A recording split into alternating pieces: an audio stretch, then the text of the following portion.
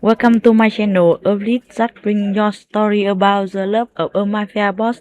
Now let's listen. The clink of glasses and muffled conversations filled the dimly lit restaurant, but all I could hear was the pounding of my own heart. My fingers trembled as I balanced the tray of drinks, weaving through the maze of tables at Bellissimo. 3 double shifts in a row had left dark circles under my eyes that even my carefully applied concealer couldn't hide. My feet ached in the mandatory black heels that Ms. Rossi insisted all waitresses wear, regardless of the pain they caused after 8 hours on the floor.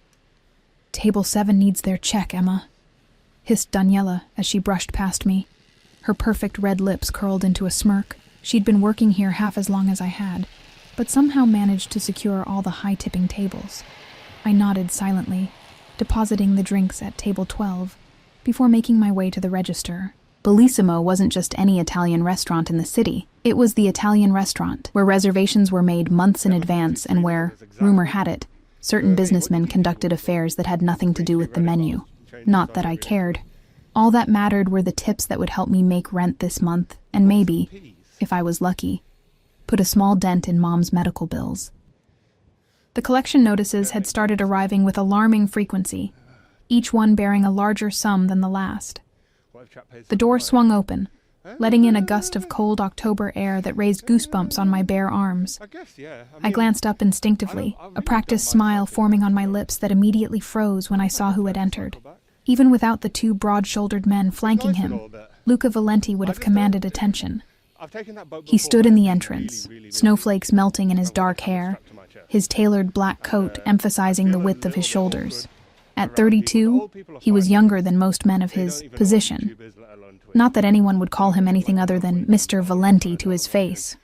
Everyone knew who he was, though no one spoke of it directly. The owner of Bellissimo, Miss Rossi, hustled over, her usually stern expression transformed into one of obsequious welcome.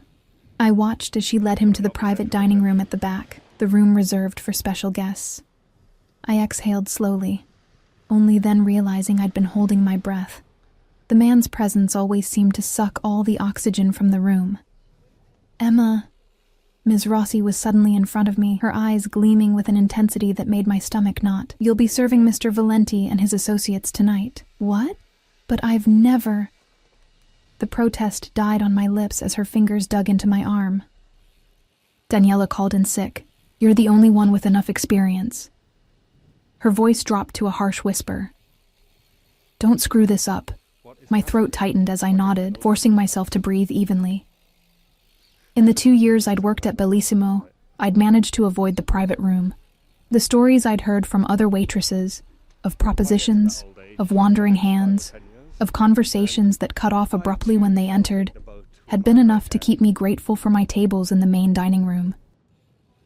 I smoothed down my black dress, checking my reflection in the polished surface of a serving tray.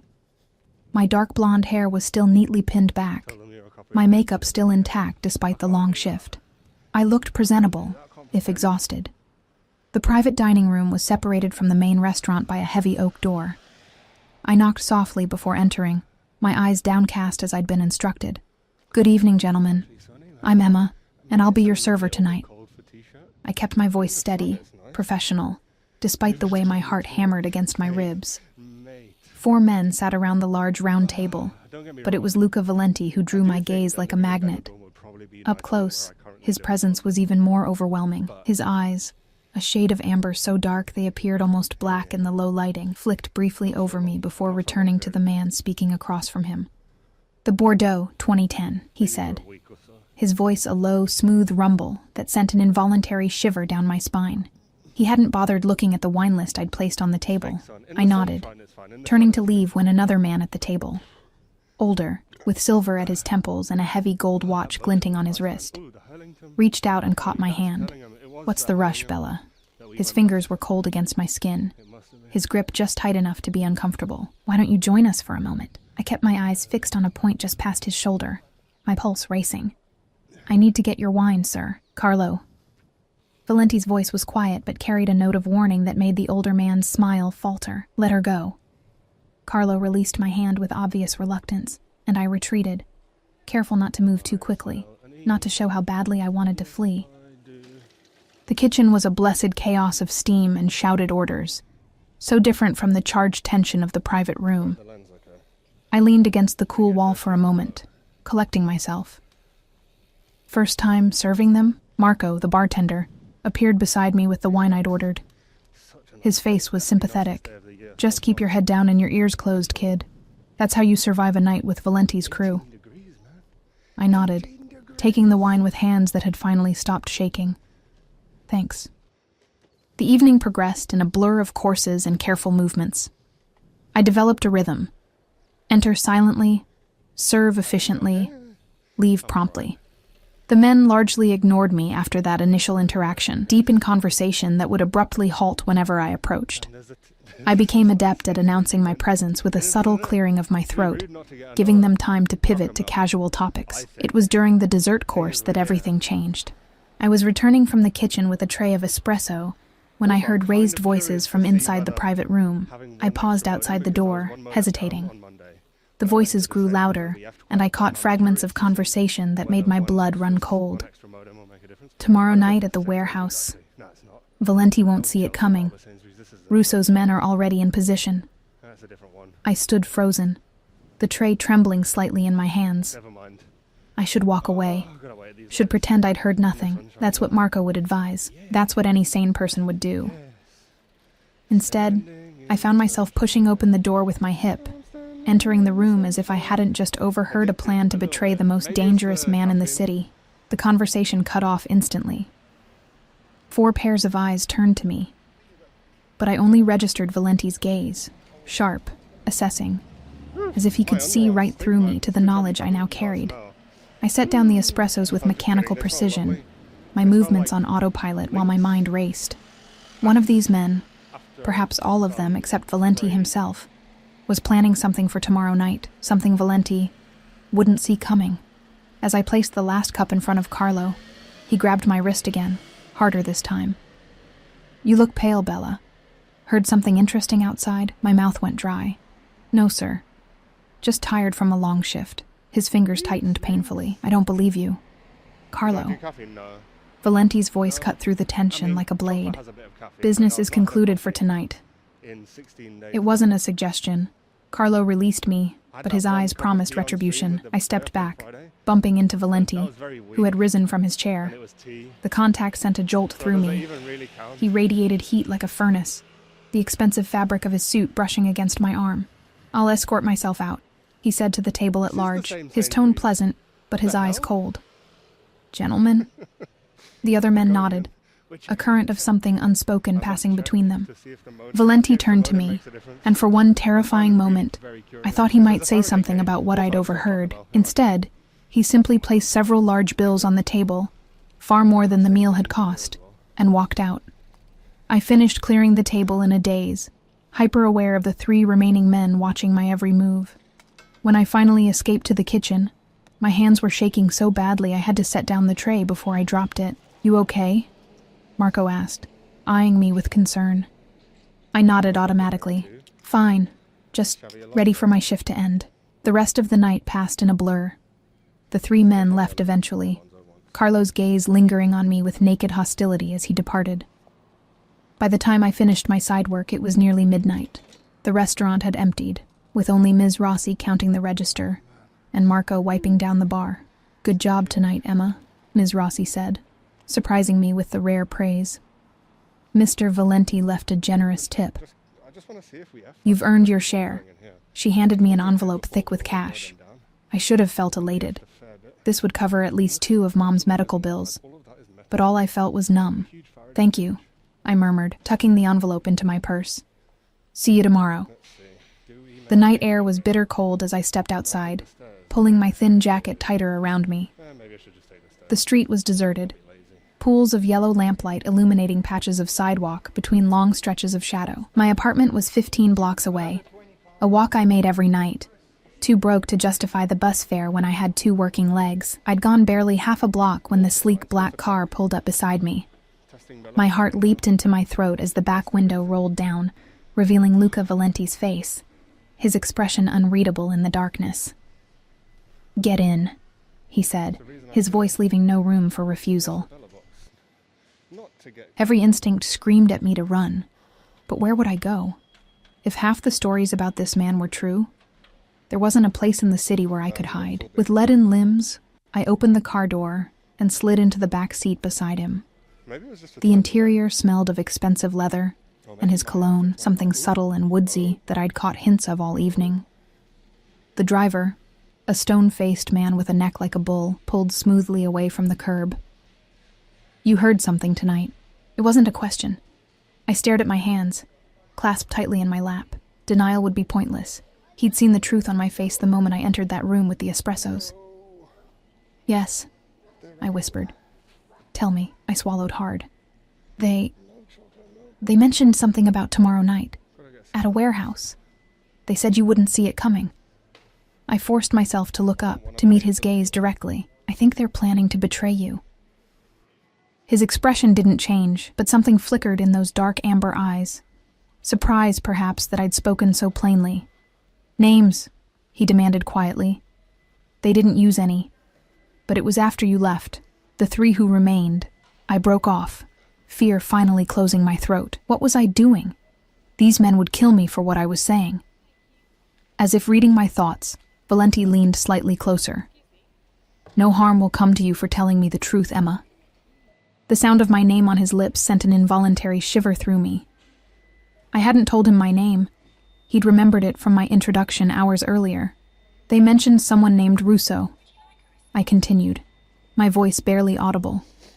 "That his men were already in position." Valenti's jaw tightened almost imperceptibly.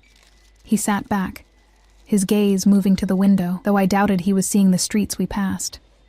"Where do you live?" he asked abruptly. I hesitated, then gave him my address in the rundown Eastern District. He nodded to his driver, who adjusted our course. "Why are you telling me this?" he asked, his eyes returning to my face. "You must know it's dangerous." The question caught me off guard. Why had I? Self-preservation alone should have kept me silent. "I don't know," I admitted. It just seemed wrong. What they were planning. I looked down at my hands again. And Carlo. The way he grabbed me. The way he looked at me. I think he would have hurt me either way. Valenti was silent for a long moment. "Yes," he finally said. He would have. The car slowed in front of my apartment building. A crumbling brick structure that had seen better days decades ago. I reached for the door handle, desperate now to escape the confined space, and the man who filled it with his dangerous presence. "Wait." His hand closed over my wrist, gentle but firm. Unlike Carlo's grip, his touch was warm, almost fevered. "This information, I'm in your debt." I shook my head quickly. "No, please. I don't want to be involved." A small, cold smile curved his lips. "Too late for that, I'm afraid." The driver exited the car and opened my door from the outside. I slid out, legs unsteady beneath me. "Your kindness won't be forgotten, Emma," Valenti said, just before the door closed between us. The car remained at the curb, engine idling, as I fumbled with the building's security door. Only when I was safely inside did it pull away, disappearing into the night like a sleek predator. I climbed the 4 flights to my tiny apartment, my mind replaying every moment of the evening. What had I done? And what would happen tomorrow night, now that I'd warned him? As I unlocked my door, a terrible certainty settled over me. This wasn't the end of my interaction with Luca Valenti. It was only the beginning. I barely slept that night. Every creak in the old building had me sitting bolt upright, convinced that Carlo or one of Valenti's other associates had discovered my betrayal. By the time my alarm blared at 6 a.m., my eyes were gritty with exhaustion, and a dull headache pulsed behind my temples. The morning light filtering through my thin curtains revealed my apartment in all its depressing glory. Water stains spreading across the ceiling, peeling wallpaper, and the second-hand furniture I'd scrounged from thrift stores. But it was mine, paid for with countless double shifts and skipped meals. My phone buzzed on the nightstand. Mom's nursing home, again. I let it go to voicemail, not ready to hear another concerned update about her deteriorating condition, or another gentle reminder about the mounting bills. The guilt gnawed at me, but I pushed it aside, one problem at a time. I showered quickly in lukewarm water. The building's ancient boiler never managed anything hotter, and dressed for my shift at the diner where I worked mornings. Bellissimo might be where I made most of my money, but Gino's diner kept me afloat between dinner shifts. Outside, the city was waking up, exhaust fumes mingling with the smell of fresh bread from the bakery down the street. I pulled my jacket tighter against the chill, scanning the street nervously for black cars or watching eyes. Nothing seemed out of place, yet I couldn't shake the feeling of being observed. The morning passed in a blur of coffee refills and greasy breakfast orders. My mind kept drifting to what might be happening at that warehouse tonight, to what Valenti might be planning in response to my warning. Would there be violence? Deaths? And would those deaths be on my conscience? "Order up, Emma!" Gino's gruff voice snapped me back to reality. He pushed a plate of pancakes across the counter, eyeing me with concern. "You with us today? You look like you've seen a ghost." I forced a smile. "Just tired. Worked late at Bellissimo." Gino grunted sympathetically. He knew I was working 2 jobs, though I'd never told him why. "Don't burn yourself out, kid." By the time I left for my afternoon break before heading to Bellissimo, dark clouds had gathered overhead, threatening rain. I stopped at the nursing home, a detour I couldn't afford time-wise but couldn't avoid emotionally. The antiseptic smell hit me as soon as I walked in, making my stomach clench. Mom's room was at the end of the hall, a small space that cost more each month than my apartment. The early onset dementia had progressed faster than the doctors predicted. Some days she recognized me. Other days I was a stranger. Today was a bad day. "Who are you?" she asked, her once sharp eyes cloudy with confusion. "Are you the new nurse?" I swallowed the familiar pain. "It's Emma, Mom, your daughter." She frowned, studying me.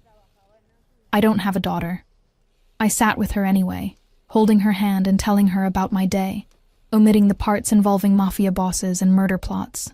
By the time I left, the sky had opened up, rain sheeting down in icy torrents. I ran for the bus stop, arriving soaked and shivering. Bellissimo was unusually quiet when I arrived. I slipped in through the back entrance, heading straight for the employee lounge to change into my dry uniform. Daniela was there, applying a fresh coat of lipstick in the small mirror. "You're late," she said without looking at me. "Bus was delayed because of the rain." I peeled off my wet jacket, reaching for my locker. She snapped her compact shut. "Ms. Rossi wants to see you, in her office." My stomach dropped. Had someone connected me to whatever had happened with Valenti? Did she say why? Daniela shrugged, a hint of malicious curiosity in her eyes. "No." But she didn't look happy. Ms. Rossi's office was a small room off the kitchen, meticulously organized and intimidatingly austere. She sat behind her desk, her expression inscrutable as I entered. "Emma, close the door." I obeyed, my pulse racing. "Is something wrong, Ms. Rossi? Mr. Valenti called this afternoon." She watched me carefully, noting my involuntary flinch at his name. "He requested you specifically as his server tonight." Relief washed over me, quickly followed by a new wave of dread. "Me? But I thought, isn't Daniela handling the private room?" Ms. Rossi's eyes narrowed. "Apparently Mr. Valenti was impressed with your service last night. This is an honor, Emma. One that could be very profitable for both you and the restaurant." Her tone made it clear that refusal wasn't an option. "He's reserved the room for 8 p.m. Just him, no other guests. Make sure you're prepared. Just him." The words echoed in my head as I left her office. What did that mean? Was this about my warning? Or something worse? The hours crawled by.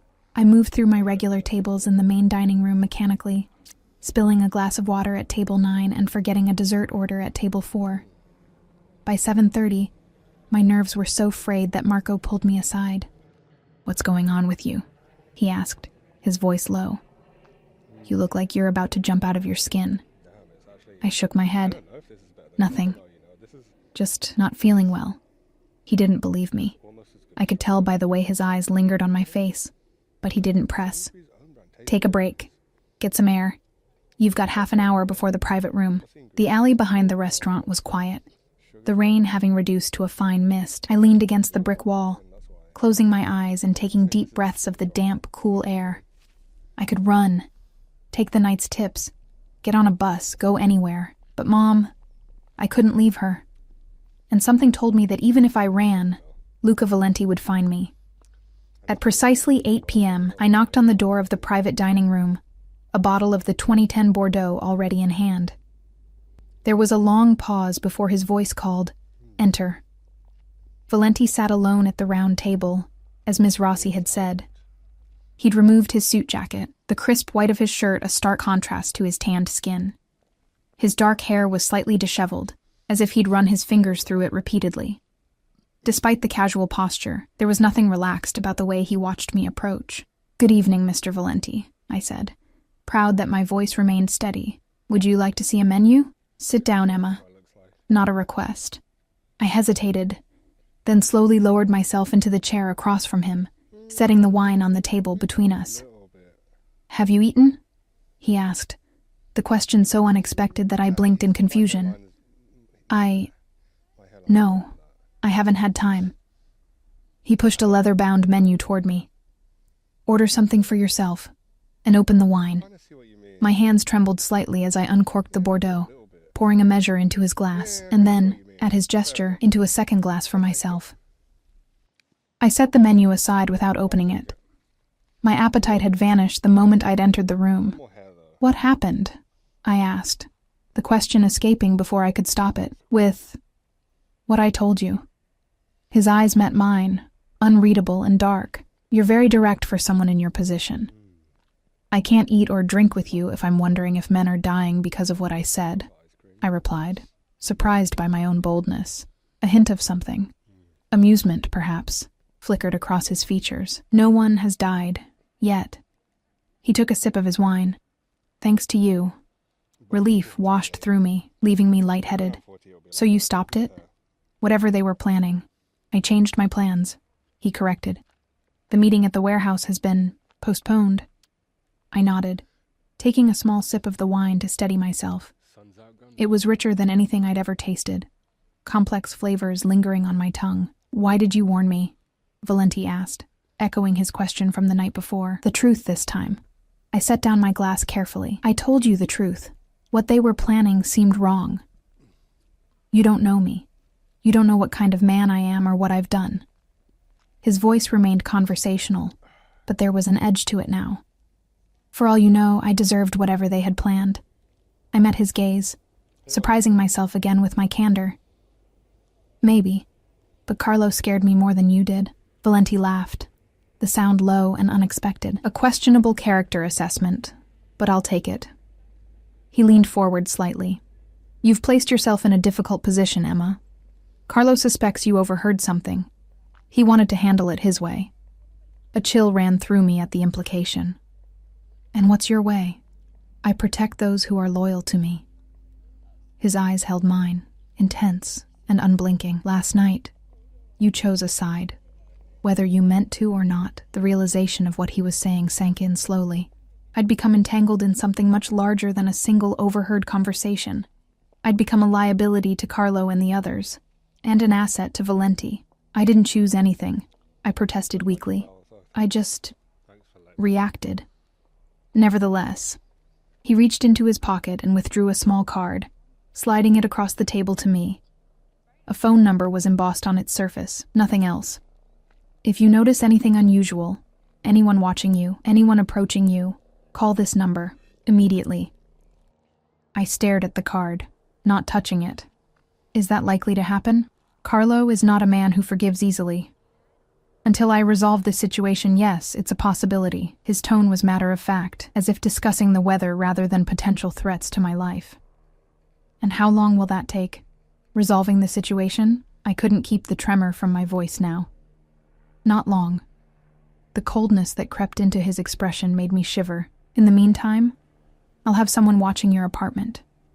And I'd prefer if you limited your movements to work and home." Anger flared suddenly through my fear. "You can't just control my life like that.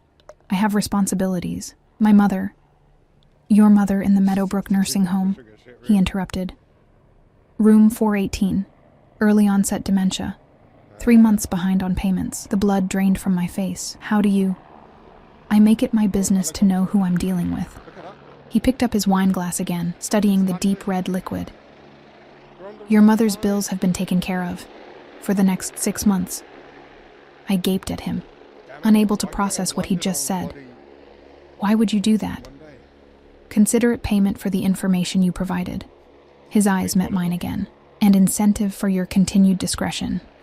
The implication was clear. My mother's care was now tied to my cooperation.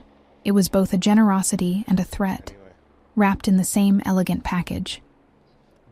"I'm not for sale," I said quietly. "Everyone has a price, Emma," he replied, not unkindly. "Yours just happens to be more honorable than most." Before I could respond, there was a knock at the door. Valenti straightened, his expression closing off. "That will be my driver. I have business to attend to." I rose shakily from my chair, the untouched wine swimming in my glass. As I turned to leave, his hand caught my wrist, his touch sending an unwelcome jolt of electricity through me. "The card," he reminded me, nodding to where it still lay on the table. I picked it up reluctantly, slipping it into my pocket. "One more thing," he added, his voice dropping to a timbre that made my skin prickle. "I'll be keeping a close eye on you, Emma. For your protection." His gaze lingered on my face for a moment longer than necessary, and I had the unsettling feeling that his interest might extend beyond gratitude for my warning, or concern for a potential liability. Something possessive lurked behind those amber eyes, something that made my heart beat a rapid tattoo against my ribs. The next 2 days passed in a haze of anxiety and hypervigilance. I found myself scanning every face at the diner, every shadow on my walk home, every car that lingered too long at a curb. The weight of the card in my pocket felt like a stone, a constant reminder of the world I'd accidentally stepped into. True to Valenti's word, I occasionally glimpsed men I didn't recognize watching my apartment or following at a distance during my commute. They made no attempt to hide their presence. Perhaps that was the point. A visible deterrent against whatever threat Carlo might pose. On the third morning after my conversation with Valenti, I received a call from Meadowbrook. For once, it wasn't about overdue payments. "Miss Turner, we wanted to let you know about some changes to your mother's care plan," the administrator said, her voice warm with an enthusiasm I'd never heard before. "She's been moved to one of our premium suites, with a private nurse assigned specifically to her case."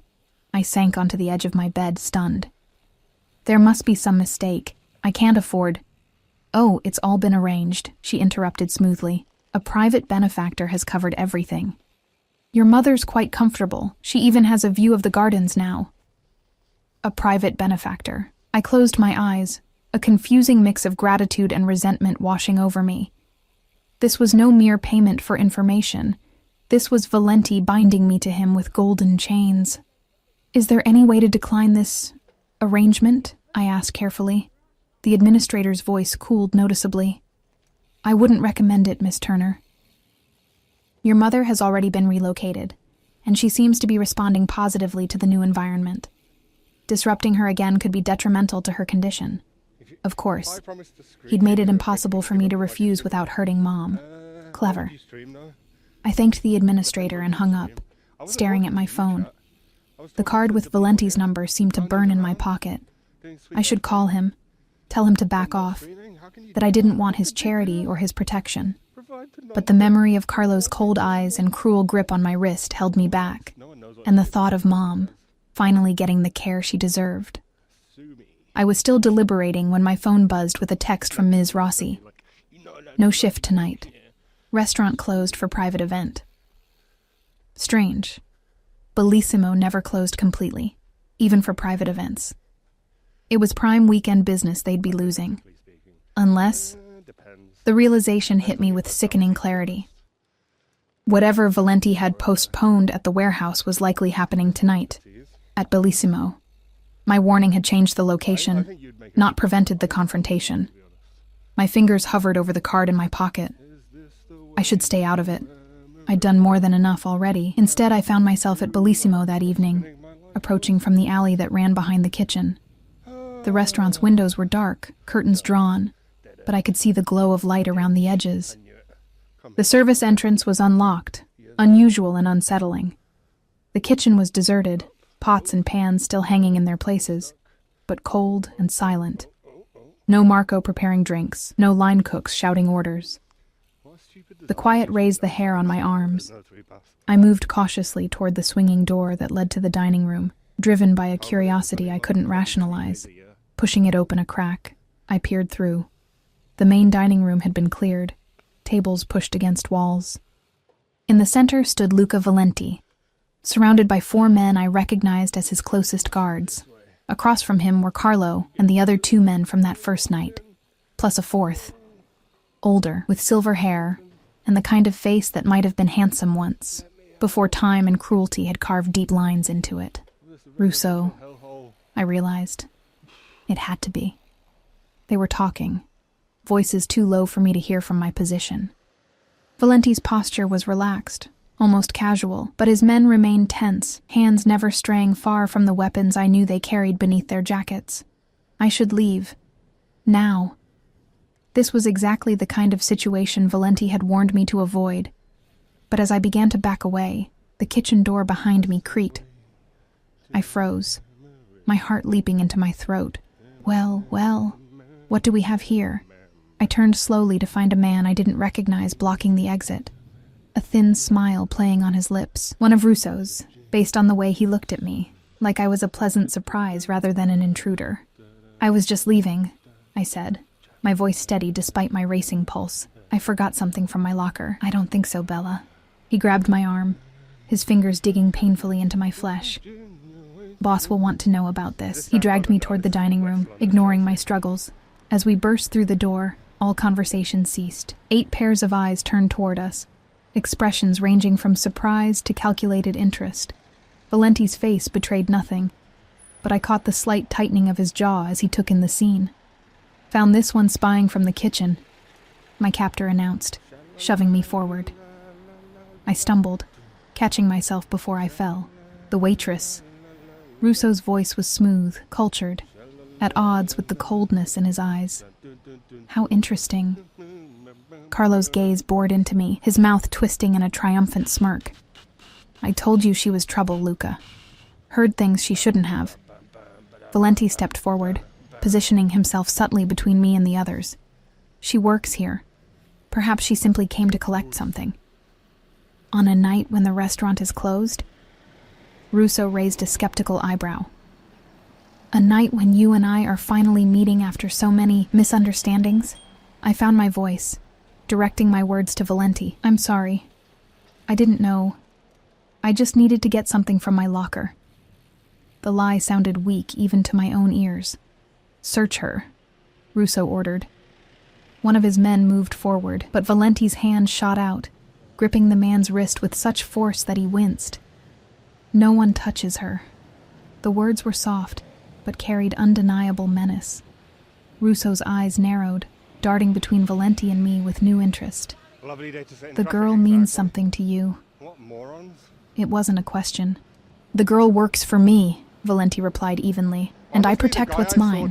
The possessive declaration sent a shiver down my spine, equal parts fear and something else I didn't want to examine.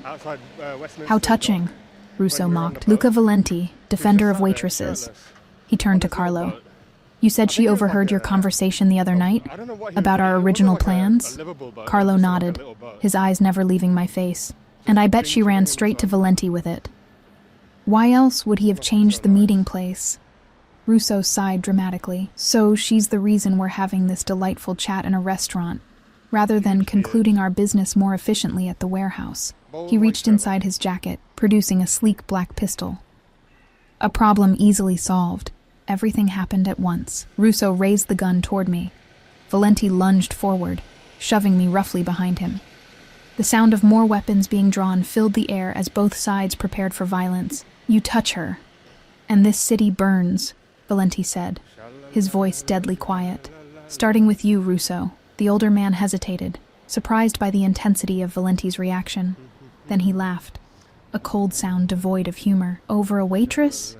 You disappoint me, Luca. I thought you were smarter than that. This isn't about her, Valenti countered smoothly. This is about respect. You come into my territory, plan to ambush me, and now threaten someone under my protection? He shook his head slightly. Bad business, Russo. Tension crackled in the air between the two men. I stood frozen behind Valenti, acutely aware that my life hung in the balance of this power struggle. Perhaps, Russo conceded finally, lowering his gun slightly, but we still have the matter of your encroachment on my shipping routes to discuss. And now it seems the complication of your waitress. Emma goes home, unharmed, Valenti stated. That's non-negotiable. Russo studied him for a long moment. Very well. Marco, escort the lady out. A man detached himself from Russo's group. Not my Marco from the bar, but a stone-faced enforcer with cold eyes. No. Valenti's refusal was immediate. My driver will take her. For a tense moment, I thought Russo would refuse, then he shrugged. As you wish. Carlo, call down Valenti's man. As Carlo moved toward the front of the restaurant, Valenti turned slightly, his eyes meeting mine for the first time since I'd been discovered. Wait in the car, he said quietly. Go straight home. Lock your doors. I'll call you later. I nodded mutely, still processing the fact that he'd just placed himself between me and a bullet. His driver appeared at the door, his expression grim as he took in the standoff. Valenti jerked his head toward me, and the driver nodded, extending his hand. Miss Turner, this way, please. I moved toward him, careful to give Russo and his men a wide berth. As I passed Carlo, he leaned in, whispering so only I could hear. This isn't over, Bella. Not for you. I quickened my pace, not stopping until I reached the safety of Valenti's car. The driver said nothing as he pulled away from Bellissimo, his eyes constantly checking the mirrors for followers. Are they going to kill him? I asked, unable to stop myself. The driver's eyes flickered to mine in the rearview mirror. Mr. Valenti can handle himself. That's not what I asked. His mouth tightened. It's better if you don't ask questions, Miss Turner. We rode in silence after that. When we reached my apartment, he insisted on escorting me inside, checking each room before leaving me with a terse instruction to keep the doors and windows locked. I sat on my worn sofa in the darkened apartment, shaking with delayed shock. Valenti had protected me, placed himself between me and danger without hesitation. And for what? Information I'd already given him? A sense of ownership over someone he barely knew? The call came at 3 a.m, waking me from a fitful sleep on the couch. I fumbled for my phone, heart racing when I saw the unlisted number. Hello? My voice was thick with sleep and anxiety. Did I wake you? Valenti. Alive. No. I lied, sitting up straight. What happened? Are you okay? A pause, then a low chuckle. Concerned for my welfare, Emma? You put yourself between me and a gun, I said quietly, so yes, I'm concerned. Another pause, longer this time. Russo and I came to an understanding. The immediate situation has been resolved. Relief washed over me, though I wasn't entirely sure why. This man was dangerous, possibly a killer, and yet I'd been worried about him. And Carlo? Carlo will not be troubling you again. His tone left no doubt about what that meant. I closed my eyes, queasy at the implication. I see. No, you don't, Valenti said, his voice gentler now. But that's for the best. He cleared his throat. I'm leaving town for a few days. Business matters require my attention elsewhere. Oh. I wasn't sure how to respond. All right. You'll be safe while I'm gone. My men will keep watch on your apartment and the nursing home. And Emma... He paused. No more visits to Bellissimo until I return. Ms. Rossi has been informed you're taking a paid leave. Irritation flared through my exhaustion. You can't just arrange my life like that. I need the income... Check your account in the morning, he interrupted. The leave is fully compensated. I bit back a sharp retort. What was the point? He'd already shown he would do as he pleased, rearranging the pieces of my life like chessmen on a board. Fine, I said finally. Thank you for... tonight. For protecting me. You're mine to protect now, Emma, he replied, his voice dropping to that low timbre that made my skin prickle. Get some rest. I'll be in touch. The line went dead before I could respond to his possessive declaration. I stared at the phone, wondering how my life had changed so dramatically in just a few days. From anonymous waitress to... what? The protected property of Luca Valenti. The days of Valenti's absence stretched into a week, then nearly 2. True to his word, my bank account had been credited with more money than I would have made in a month at both jobs combined. The nursing home called twice more to update me on Mom's improved condition. She was responding well to the new medication that had previously been too expensive to consider. I should have been relieved. Instead, I felt like a bird in a gilded cage, comfortable but confined. Valenti's men maintained their silent vigil outside my building, following at a discreet distance whenever I ventured out for groceries or to visit Mom. They never spoke to me, never interfered, but their constant presence was a reminder that I was being watched. Protected, yes, but also monitored. By the 10th day, restlessness drove me to break Valenti's rules. I called Gino's diner and asked if I could pick up a shift. About time, Gino exclaimed. I was starting to think you'd found a better job. Come in tomorrow morning, usual time. The familiar rhythm of the diner was comforting. Pouring coffee, taking orders, the sizzle of bacon on the grill. For a few hours, I could almost pretend that my life hadn't been upended, that I wasn't caught in the orbit of a man who killed people who crossed him. I was refilling a customer's coffee when the bell above the door jangled. I glanced up automatically, the coffee pot nearly slipping from my fingers when I saw who had entered. Luca Valenti stood in the doorway of the Greasy Spoon diner, looking as out of place as a wolf in a henhouse. He wore no suit today, just dark jeans and a charcoal sweater that probably cost more than my monthly rent.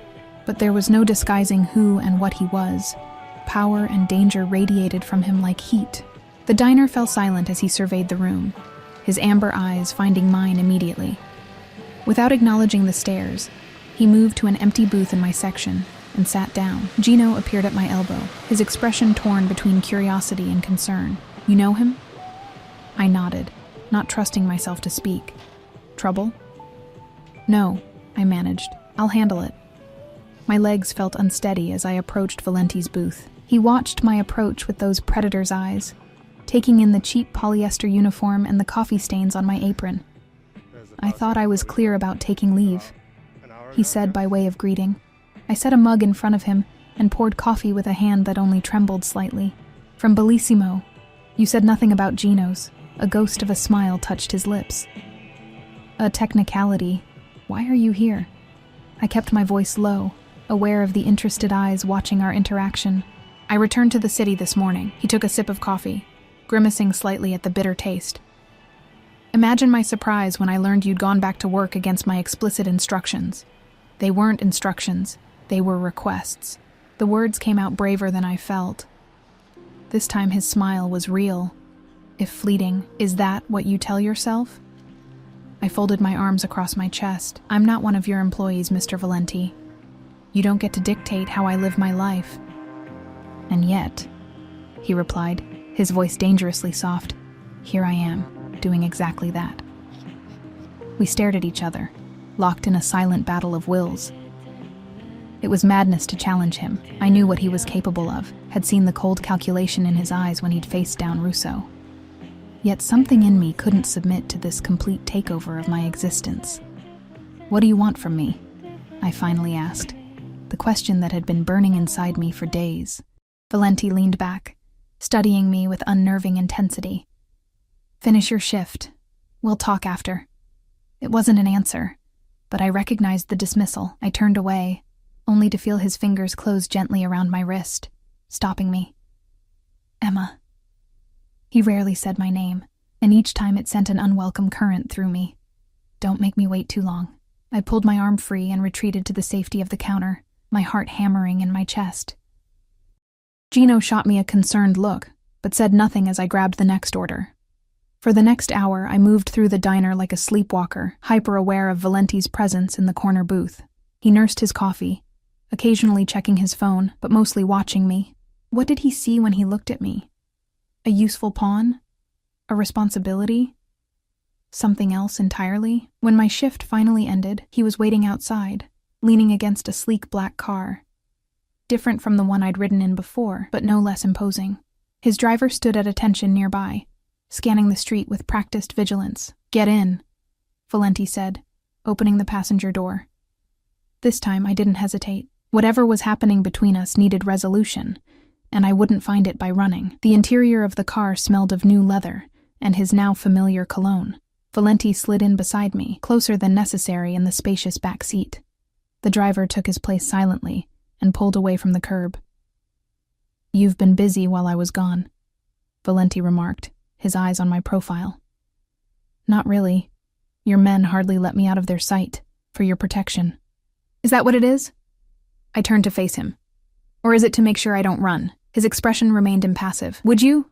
Run?" I looked away, out the tinted window at the passing city. "Where would I go? My mother is here, and you'd find me anyway." "Yes," he agreed simply. "I would." The car turned onto a tree-lined street in the exclusive north side of the city, far from my rundown neighborhood. Elegant townhouses gave way to even more elegant mansions set back from the road behind wrought iron gates. "Where are we going?" I asked, a flutter of anxiety rising in my chest. "My home." He said it casually, as if it were the most natural thing in the world to bring me to his private residence. The car slowed before an imposing limestone mansion with meticulously manicured grounds. The gate swung open automatically, and we proceeded up a curved driveway to the front entrance. Unlike the other homes we'd passed, there were no ostentatious fountains or statues, just clean lines and understated elegance. "Why?" I asked as the car stopped. Valenti's eyes met mine. "Because what I have to say to you requires privacy." The driver opened my door, and I stepped out, momentarily disoriented by the sudden shift from my world to this one. Valenti's hand settled lightly at the small of my back, guiding me up the steps to the massive front door, which opened before we reached it. A slender woman in her 60s, with silver hair pulled back in a neat bun, greeted us with a warm smile that transformed her stern features. "Welcome home, Mr. Valenti." "Thank you, Mrs. Zabelli. This is Emma Turner. She'll be joining me for lunch." The housekeeper's gaze swept over me, taking in my diner uniform and messy ponytail without a hint of judgment. "Of course. I'll serve in the solarium in 20 minutes. "Emma might wish to freshen up first," Valenti suggested. Mrs. Zabelli nodded. "I'll show her to the guest suite." I followed the housekeeper up a sweeping staircase, through corridors adorned with understated but clearly valuable artwork, to a suite that was larger than my entire apartment. Soft cream walls, a king-sized bed with crisp linens, and floor-to-ceiling windows overlooking an expansive garden. "The bathroom is through there," Mrs. Zabelli said, indicating a door to the left. "You'll find everything you need, Mr. Valenti will be waiting in the solarium when you're ready. Down the main staircase, first door on the right." Before I could form a response, she was gone, closing the door softly behind her. I stood frozen in the middle of the luxurious room, overwhelmed by the surreality of the situation. I should be terrified. I should be planning my escape. Instead, I found myself drawn to the bathroom, where I washed the smell of diner grease from my hands and face and attempted to smooth my hair into something more presentable. The woman who stared back at me from the mirror looked like a stranger, familiar features arranged in an expression of wary curiosity rather than fear. What was happening to me? With no alternative clothing available, I straightened my uniform as best I could and made my way downstairs.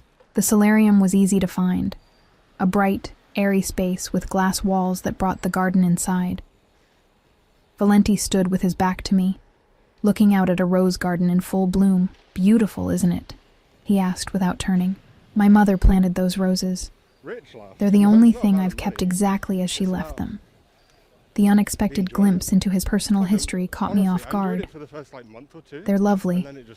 He turned then, gesturing to a table set for two by the window. "Please sit." I took a seat, watching as he poured white wine into delicate crystal glasses. This domestic side of Luca Valenti was disconcerting. The dangerous man I'd glimpsed at Bellissimo seemed at odds with this cultured host serving wine in a sun-filled room surrounded by roses. "You're wondering why I brought you here," he said, taking the seat across from me. Among other things, a small smile played at the corners of his mouth. Such as what happens now. You've paid my mother's care for 6 months. You've compensated me for work I haven't done. You've had me followed, protected. I met his gaze steadily. "What do you expect in return?" Mrs. Zabelli entered with a tray of antipasti before he could answer. setting it between us with practiced efficiency before withdrawing again. Valenti selected a slice of prosciutto, considering his words carefully. When I first had you brought to my car that night, I intended only to verify what you'd overheard and ensure your silence. And now? I prompted when he paused, his amber eyes locked with mine. Now I find myself invested in your well-being because I warned you about Russo's trap? Initially, yes. He sipped his wine, but it's become more than that. My heart beat faster at the implications of his words. I'm not for sale, Mr. Valenti. I told you that before. Luca, he corrected gently. And I'm not trying to buy you, Emma. I'm trying to protect you. From what? The danger I'm in only exists because of my connection to you. A shadow crossed his features. Not entirely true. Carlo had marked you as a target long before you warned me. He has a history with waitresses that doesn't end well. I shivered, remembering Carlo's cold eyes and cruel grip. So what now? You keep me as a permanently protected witness. I can't live like this forever, jumping at shadows, followed everywhere I go. No, he agreed, you can't. Mrs. Abelli returned with our main course, a delicate pasta with seafood that would have made my mouth water under normal circumstances. As it was, my appetite had vanished beneath the weight of anxiety. I have a proposition for you, Valenti Luca, said after the housekeeper had gone. I'm listening. He set down his fork, giving me his full attention. Come work for me, officially. I stared at him. Doing what exactly? I own several legitimate businesses that could use someone with your observational skills. His expression remained serious. You notice things others don't. You're intelligent, discreet when necessary, and not easily intimidated. All valuable qualities. You want me to spy for you. I translated flatly. I want to offer you a position with better pay, better hours, and better prospects than waiting tables. He leaned forward slightly. And yes, occasional insights about the people I do business with would be appreciated. I pushed my plate away, appetite completely gone now. And if I refuse? Then you return to your life, with my protection continuing as long as necessary. His voice was neutral, giving nothing away. Your mother's care remains secured either way. That was never conditional. The offer hung between us, tempting in its simplicity, a way out of the endless struggle to make ends meet, to provide for Mom, to build some kind of future. All it would cost was my independence, and possibly my conscience. I need time to think, I said finally. Luca nodded, as if he'd expected this answer. Of course. We finished the meal in relative silence, the tension between us shifting into something less adversarial, but no less intense. As Mrs. Abelli cleared away the dishes, Luca's phone buzzed. He glanced at it, a slight frown creasing his brow. Is something wrong? I asked, surprising myself with my concern. Nothing urgent, he replied, returning the phone to his pocket. My driver will take you home now. Take the weekend to consider my offer. As we rose from the table, he stepped closer than strictly necessary, his proximity sending that now familiar current through my veins. Up close, I could see the fine lines at the corners of his eyes, the shadow of stubble along his jaw, the tiny scar above his left eyebrow. Whatever you decide, he said softly, know that I will keep you safe, Emma. Whether you're mine or not. The possessive claim sent a shiver down my spine, not entirely from fear. Before I could respond, he brushed his fingers lightly against my cheek, a touch so brief I might have imagined it. My driver is waiting, he said, stepping back. I'll call you on Monday. The ride back to my apartment passed in a blur, my mind racing with the implications of Luca's offer and the undercurrent of something else that had passed between us. By the time the car stopped in front of my building, I'd made my decision. Block 5. Monday arrived with a clarity I hadn't felt in weeks. I'd spent the weekend weighing my options, visiting Mom, who recognized me this time and seemed genuinely happier in her new surroundings, and coming to terms with how dramatically my life had changed since that fateful night at Bellissimo. The call came precisely at noon, as if Luca had been watching the clock. Have you made your decision? He asked without preamble. Yes, I replied, equally direct. I'll accept your offer, but I have conditions. A pause, then a low chuckle. I should have expected nothing less. Name them. First, I want to know exactly what I'll be doing. No vague descriptions of observational skills. I need specifics. Fair enough. I own several high-end restaurants, a wine import business, and a real estate development company. You would start as my personal assistant, accompanying me to meetings and events. Your official role would be managing my schedule and correspondence, but your actual value would be in watching, listening, and reporting back your impressions of the people we deal with. I absorbed this, picturing myself in sleek offices and exclusive restaurants rather than serving in them. Second condition, I want my mother's care guaranteed regardless of how long I work for you. If it doesn't work out, if I leave, she stays where she is with the same level of care. Done, he said without hesitation. I've already arranged a trust for her care that extends well beyond 6 months. It's not conditional on your employment. The ready agreement surprised me, though perhaps it shouldn't have.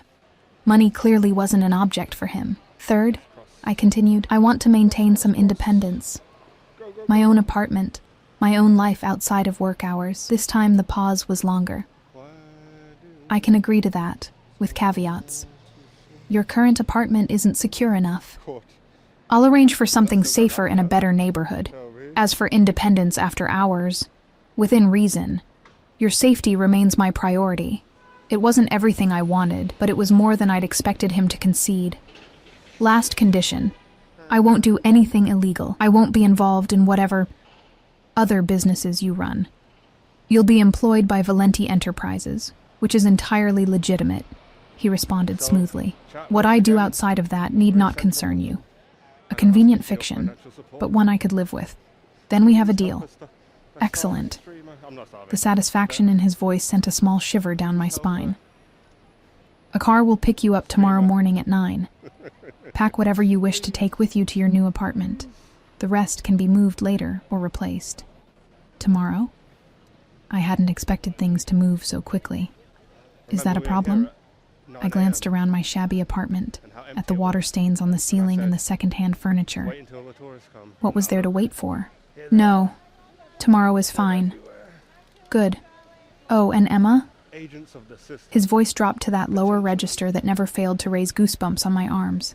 I'm pleased with your decision. The line went dead before I could respond. I stood in the middle of my apartment, phone in hand, wondering if I'd just made the best decision of my life, or the worst mistake. The next morning dawned bright and crisp, autumn sunlight filtering through my thin curtains as I packed the few possessions worth taking. Clothes that had seemed adequate for a waitress now looked shabby when I considered my new role. Books, some photos of Mom from before her illness, the small jewelry box that had belonged to my grandmother. These filled a single suitcase and 2 boxes. At precisely 9, my phone buzzed with a text, car waiting downstairs. I took one last look around the apartment that had been my home for 3 years. Despite its flaws, it had been mine. Paid for with my own hard work, no strings attached. The first place that had truly been my own after leaving home. I felt a pang of something like grief as I locked the door behind me. The car waiting at the curb wasn't the sleek black sedan I'd expected, but an elegant silver Mercedes with tinted windows. The driver, different from the one I'd met previously, opened the door for me with a respectful nod. "Good morning, Miss Turner. Mr. Valenti sends his apologies that he couldn't come himself. He's tied up in meetings this morning, but will meet you at the new apartment later today." I settled into the plush leather seat, my small suitcase and boxes looking particularly pathetic in such luxurious surroundings. "Where exactly are we going?" "Lakeside Towers, miss. The north building." My breath caught. Lakeside Towers was one of the most exclusive addresses in the city, a pair of gleaming glass and steel buildings overlooking the lake, with penthouses rumored to sell for 8 figures. Even the smallest units there would cost more than I'd make in a decade of waiting tables. The drive took us away from my familiar neighborhood, through downtown, and into the pristine lakefront district.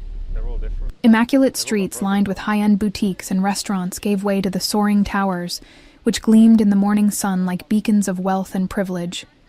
The driver pulled into a private underground garage, where a uniformed doorman waited beside a private elevator. He greeted me by name, as if I were expected, which of course I was. "Welcome to Lakeside Towers, Miss Turner. Mr. Valenti has arranged everything for your arrival. I'll show you to your apartment." The elevator required a key card, which the doorman provided. "This is yours," he explained, handing me the slim piece of plastic. "It gives you access to your floor, the garage, and the building amenities." The doors opened directly into a foyer, beyond which lay an apartment that momentarily stole my breath. Floor-to-ceiling windows showcased a panoramic view of the lake, its blue waters stretching to the horizon. The space was open and airy, with hardwood floors, sleek modern furniture, and art that, even to my untrained eye, looked original and expensive. "Mr. Valenti hoped you would find it suitable," the doorman said, noting my stunned expression. "The kitchen is fully stocked, and there's a welcome package on the counter with information about the building services. Will you need help with your bags?" I shook my head mutely, still trying to process the reality of the apartment. My apartment, apparently. "Very well. If you need anything, the concierge desk is staffed 24 hours. Just dial 0 on any house phone." With a polite nod, he returned to the elevator, leaving me alone in the vast, elegant space. I set down my pathetic boxes and wandered through the apartment, trailing my fingers over surfaces that probably cost more than everything I'd ever owned combined. The living room opened onto a dining area and a kitchen with gleaming appliances and stone countertops. A hallway led to a master bedroom with a bed large enough to get lost in, a bathroom with a shower and separate soaking tub, and a second bedroom set up as an office. The closet in the master bedroom stopped me short. It was filled with clothes, women's clothes in exactly my size. Dresses, suits, casual wear, all with designer labels I recognized but had never imagined owning. Shoes lined one wall, handbags another. On the dresser sat a handwritten note. A starting point. "We'll shop for more once you're settled. L." I sank onto the edge of the bed, overwhelmed by the gesture that was both incredibly generous and disturbingly presumptuous. He'd anticipated my needs, yes, but also taken the liberty of choosing for me, of deciding what I should wear in my new role as his personal assistant. The golden cage was growing more elaborate by the minute. I was still processing when a discreet chime announced someone at the door. Expecting the doorman again, I was startled to find Luca himself standing in the hallway, casually elegant in a light gray suit with no tie. "You're early," I said, momentarily forgetting the polite greeting I'd rehearsed.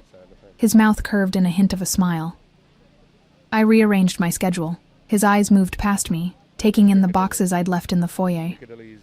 "Is that all you brought?" I felt a flush of embarrassment at the meager evidence of my former life. "I travel light, so I see." He stepped inside without waiting for an invitation, his presence immediately filling the space in a way that had nothing to do with his physical size. "Do you like the apartment?"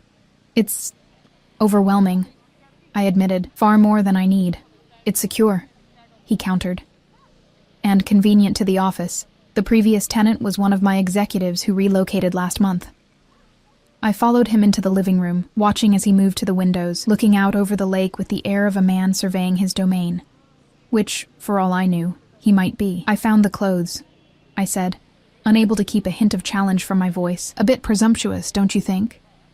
He turned, one eyebrow raised. "Practical. You start tomorrow.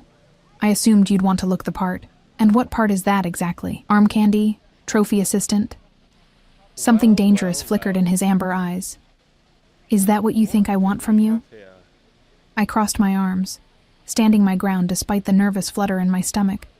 "I don't know what you want from me. That's the problem." Luca moved closer, close enough that I had to tilt my head back to maintain eye contact. "I told you what I want. Your observational skills, your intelligence, your unique perspective." His voice dropped slightly. "Anything else that develops between us will be separate from our professional arrangement." The implication hung in the air between us, charging the atmosphere with a tension that had nothing to do with fear. I took a deliberate step back. "There is no between us," I said, trying to sound more convinced than I felt. "You're my employer. That's all." Something like amusement crossed his features. "For now." Before I could form a retort, he moved toward the kitchen, effectively changing the subject. "You'll need to be ready at 7 tomorrow. We have breakfast with the zoning commissioner and then meetings at the office until lunch. After that, we'll visit the site for the new restaurant." I followed, grateful for the shift to business. Should I be taking notes? Marina will email you the full schedule. She's been my assistant until now. She'll help with your transition for the first few weeks. He leaned against the counter, studying me with that intense gaze that seemed to see too much. You look tired. Did you sleep last night? The unexpected concern caught me off guard. Not much, I admitted. It's been a lot to process. He nodded, as if this was the answer he'd expected. Take today to settle in. Rest. There's a car at your disposal in the garage. The doorman has the keys, but the building has everything you might need. Restaurant, spa, gym. Thank you, I said, the words feeling inadequate for what he'd provided, but necessary nonetheless. Luca straightened, checking his watch. I have another meeting.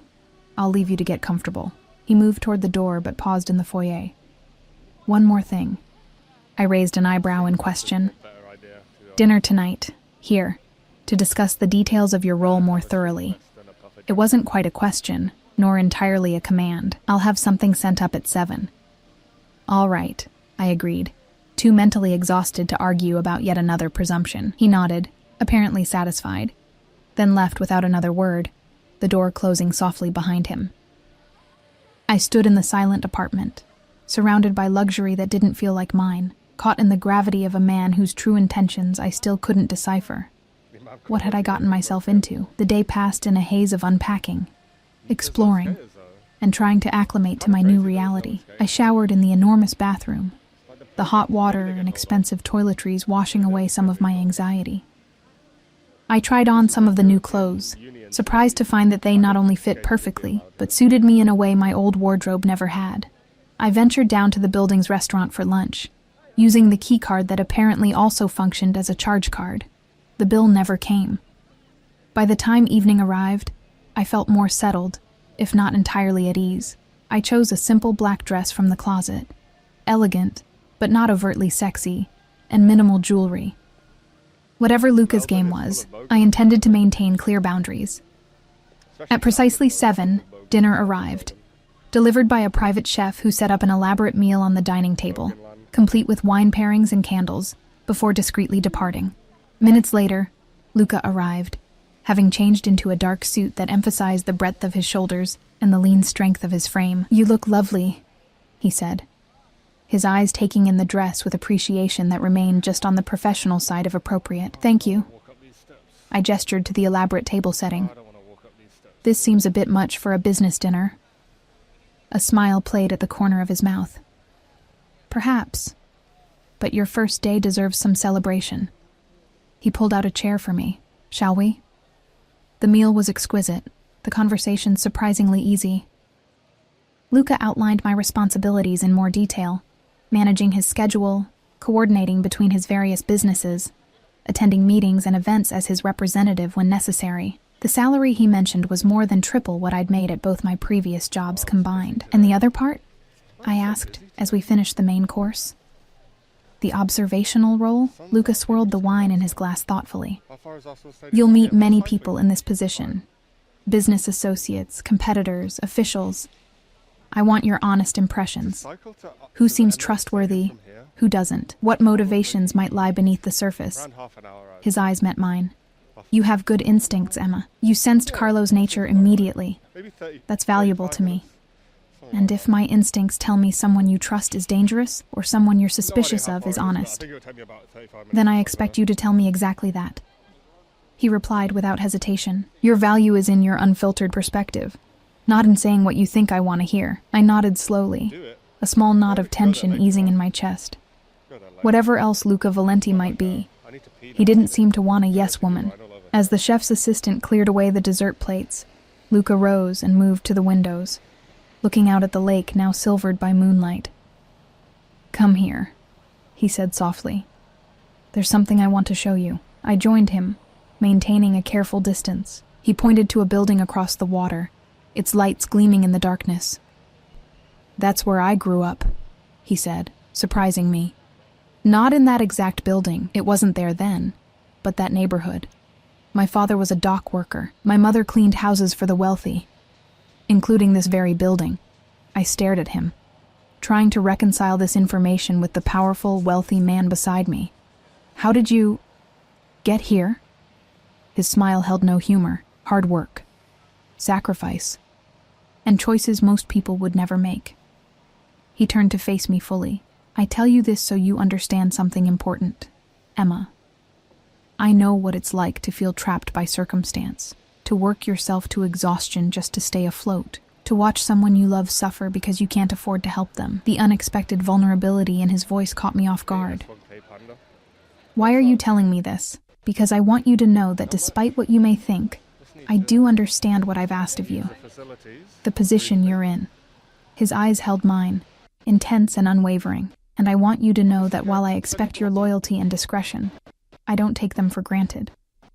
Something shifted between us in that moment, not erasing the power imbalance, but acknowledging it, making it somehow more honest. Thank you for that, I said quietly. He nodded once, then stepped back, breaking the moment. It's getting late, and you have an early start tomorrow. I should go. I walked him to the door, suddenly reluctant to see him leave despite my earlier reservations. He paused in the doorway, his expression softening slightly. Good night, Emma. Good night, Luca.